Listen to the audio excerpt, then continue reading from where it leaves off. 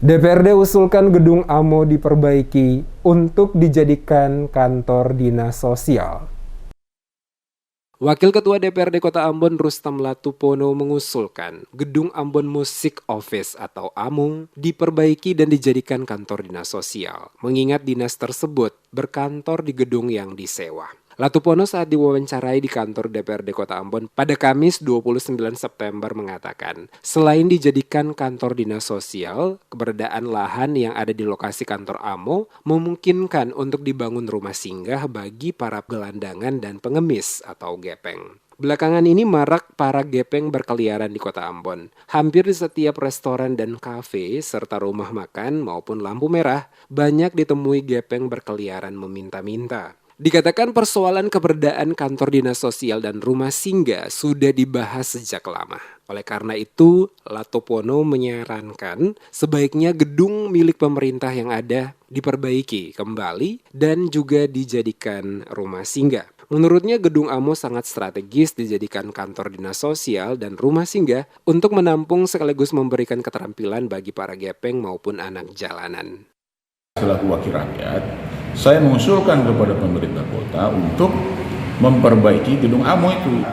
Perbaiki lalu dinas sosial tempati di situ. Kemudian lahan di belakang kita bikin rumah singgah di situ.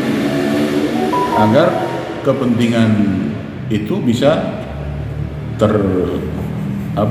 terlayani dengan baik. Bagaimana kita mau bicara soal gepeng itu? Sementara dinas sosial aja kantornya tidak ada. Apalagi mau cari rumah singgah. Jadi kalau beta ya gedung yang bisa dimanfaatkan ya gedung AMO. Gedung AMO di take over oleh pemerintah kota, diperbaiki, kasih dinas sosial masuk di situ. Nanti AMO sewa tempat di mana? Karena AMO ini bukan prioritas membangun di kota ini.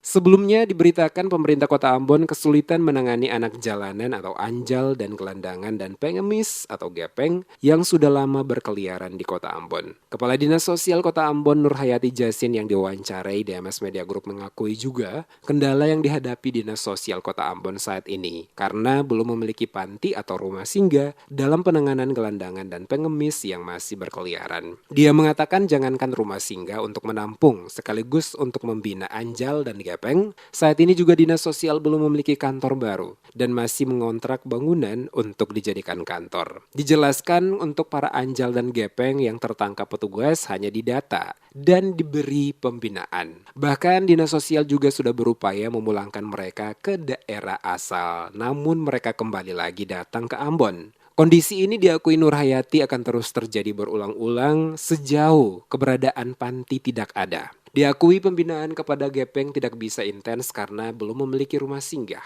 Menurutnya mayoritas anjal dan gepeng hanya tertangkap ini bukan berasal dari Kota Ambon tetapi warga pendatang dari luar daerah. Kepala Dinas mengungkapkan setiap tahun Pemkot mengusulkan pembangunan rumah singgah. Hal ini belum terrealisasi karena terkendala keterbatasan anggaran.